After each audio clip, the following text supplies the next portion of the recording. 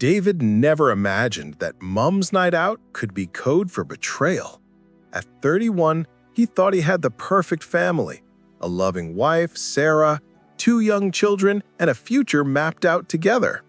But last night, everything came crashing down when he discovered his wife's affair with her college sweetheart. It started innocently enough. Sarah, 30, had been going on these mom's nights for months. Girls getting together, blowing off steam, the usual suburban mom routine. But David began noticing red flags. These nights were stretching later and later. Sometimes Sarah wouldn't return until midnight. For mothers with young children, this seemed odd. The exhaustion, the constant need for girl time, something didn't add up. Last night was different. Past midnight and complete radio silence from Sarah. David tried calling multiple times, straight to voicemail. Text messages went unanswered. Panic set in. With their 2 young children already asleep and the car seats in Sarah's vehicle, David couldn't leave to check on her. His mind raced through worst-case scenarios: accident, medical emergency, or worse.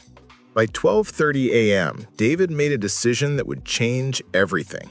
He called the police for a welfare check. He had Sarah's location on his phone, and genuine fear drove him to involve authorities. What if she was hurt? What if she needed help? The thought of losing her terrified him more than any other possibility. The phone call that followed shattered David's world. Police reported finding Sarah very drunk, vomiting, with another man taking care of her. Not a stranger, not a good Samaritan helping a woman in distress. Her old college flame, someone she'd rekindled a relationship with over the past few months. David's heart broke in that instant. "Don't bother coming home," he texted her. Sleep became impossible. The man who had trusted his wife completely now lay awake, replaying every mom's night, every late return, every excuse. The betrayal cut deeper than he could have imagined. Morning brought sobriety, for Sarah at least. She returned home while David was at work, his mother watching the children. They arranged to meet at a neutral public location. David needed answers, but dreaded hearing them. Have you ever had that gut feeling something was wrong in your relationship? Drop a comment about how you handled those red flags. Sarah's explanation felt like salt in an open wound. She claimed the relationship was purely emotional. No physical contact, no sex, just someone to have fun and hang out with. Her justification?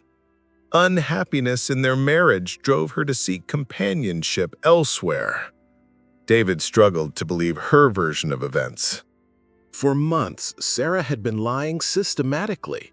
Every girls' night at a girlfriend's house was actually time spent at another man's apartment, drinking and enjoying the attention of someone who reminded her of her carefree college days.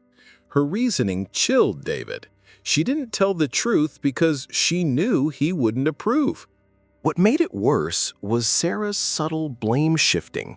Yes, she acknowledged having at least an emotional affair, but she implied that David's shortcomings as a husband had driven her to it. If only he had listened better, been more attentive to her needs, she suggested, none of this would have happened. David knew he wasn't perfect. Every husband has room for improvement, and he was willing to acknowledge his faults. But crossing the line into an affair? That was a choice Sarah made alone, and no amount of marital dissatisfaction justified the betrayal. Sitting across from his wife of years, David felt emotionally raw, drained, and utterly exhausted. This was the woman he'd planned to grow old with, the mother of his children, his partner in building a life together.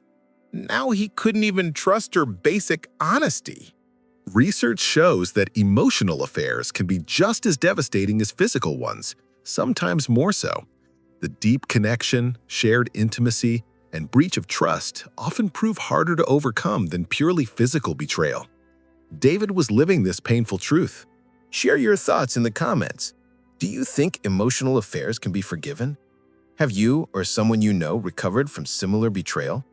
David stands at a crossroads that no one should have to face. His wife's college sweetheart represents everything David isn't: the excitement of new romance, freedom from responsibility, escape from the routine of married life with children. But Sarah chose marriage, chose David, chose their family. Now she wants the security of marriage and the thrill of an affair.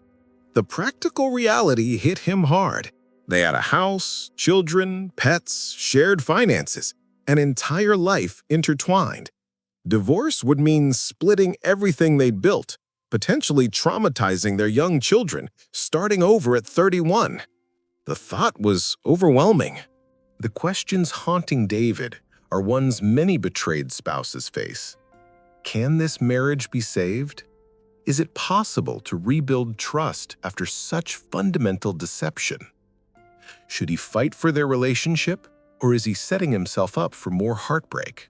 Despite everything, David scheduled a marriage therapy session. Part of him wondered if he was whistling past the graveyard, pursuing a futile effort to revive something already dead. But love doesn't die overnight, even when trust is shattered. The path forward remains unclear.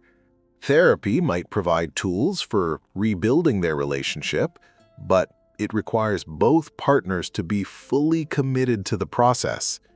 Sarah would need to cut all contact with her affair partner, be completely transparent about her actions, and genuinely work to rebuild the trust she destroyed. For David, forgiveness doesn't mean forgetting. It means choosing to work toward healing while protecting himself from further betrayal. The road to recovery is long, uncertain, and requires strength he's not sure he possesses right now. This story continues to unfold, with two young children caught in the middle of their parents' crisis. David faces the hardest decision of his life: fight for a marriage built on broken trust, or accept that sometimes love isn't enough to overcome betrayal. The questions that will determine their future remain unanswered. Can trust be rebuilt after months of systematic deception? Is Sarah truly committed to ending her affair and rebuilding their marriage? And does David have the strength to forgive without becoming a doormat? Only time will tell if their love story becomes a redemption tale or a cautionary warning about the devastating cost of betrayal.